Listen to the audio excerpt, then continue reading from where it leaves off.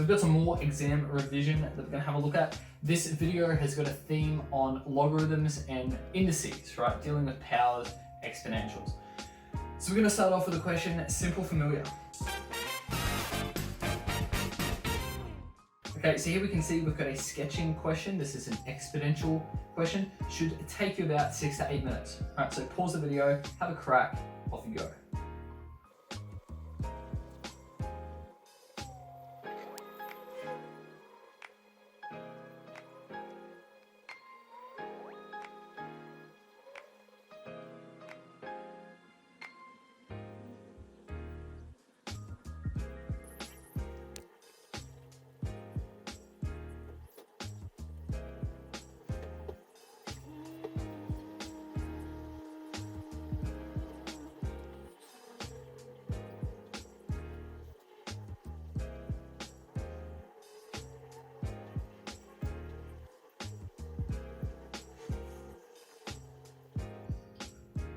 Okay.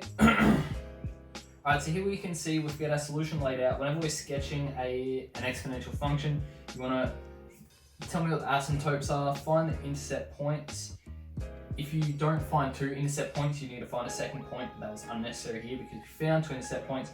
Tell me the shape of it. Okay, in this case here, that a value was negative, okay, and the power, or x, was negative.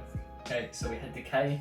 Sketching it together, we can see everything connects nicely. Moving on to a question more complex, familiar. Here we've got a complex, familiar question. Solve the following equation for x. Should take you roughly about 8 to 10 minutes, maybe this one. So pause it, put a stopwatch on, have a crack, off you go.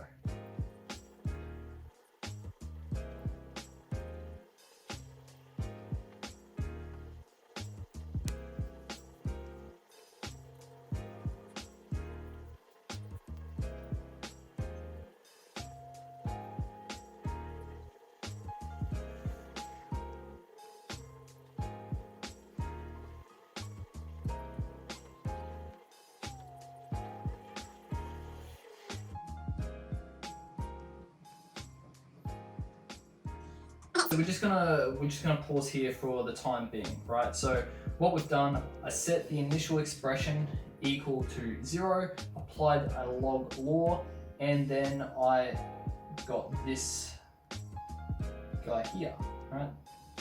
That was this one here. Once I got that, I went from log form to index form, right? That's this log base a of b equals c being equivalent to a to the power of c equals b. After going from log form through to index form, once I've done that, then I've seen, right, well, I'm gonna have to use some polynomial long division to try and simplify that cubic divided by a linear term. And then I get a quadratic that I can actually factorize and solve from here. So that's where we're gonna keep going.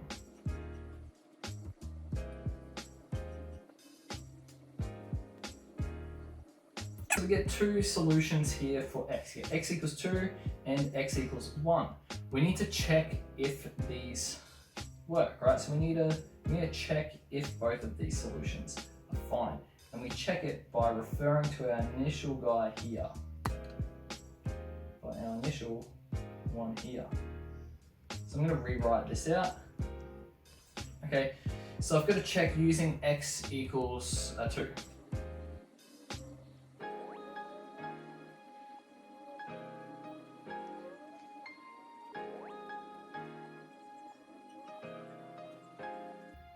Okay, so we check it, it's all right, the left-hand side equals the right-hand side, and log base 3 of 1 actually does exist.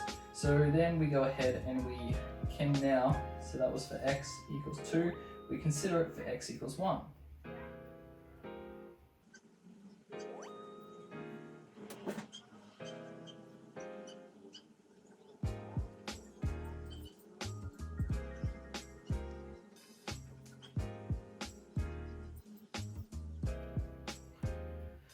Okay, and so here you get what you think would be another solution, but we're going to have to reject this one. Okay, and we reject it because log base 3 of 0 does not have any solutions, right? You can't have the log base anything of 0, right? So you reject that, and then you say, well then we might drag this over here. Therefore, x equals 2 is only solution.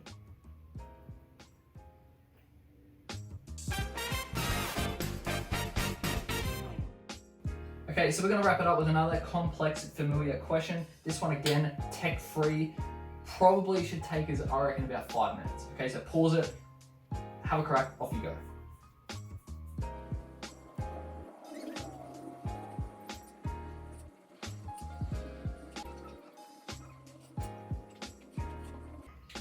Okay, so here you might have been tempted to use logs or try and express everything with a base of 2 and try and simplify it by evaluating the powers.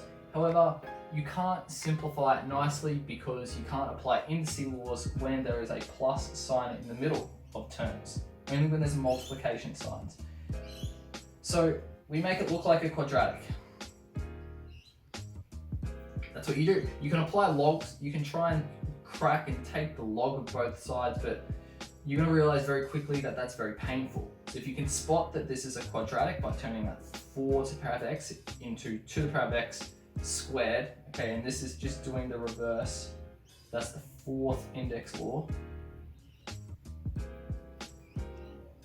Okay, doing the reverse of it. So if you get comfortable with that, then from here, you say let k equal 2 to the power of x. And you can then go, you've got k squared plus 2k minus 8 equals 0. That you can solve. We'll take this from here.